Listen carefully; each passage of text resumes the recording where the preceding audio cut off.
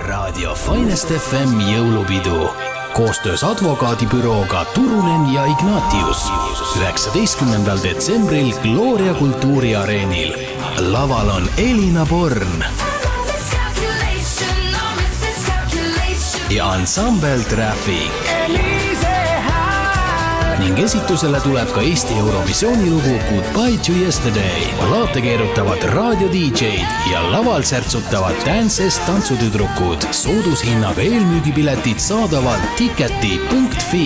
Pääsmeid on piiratud koguses. Lisainfo raadio kodulehel finestfm.fi. Lamuurset sündmust toetavad Õhtuleht, Ekerline 123 tuulilasi.fi ja hotell Helka.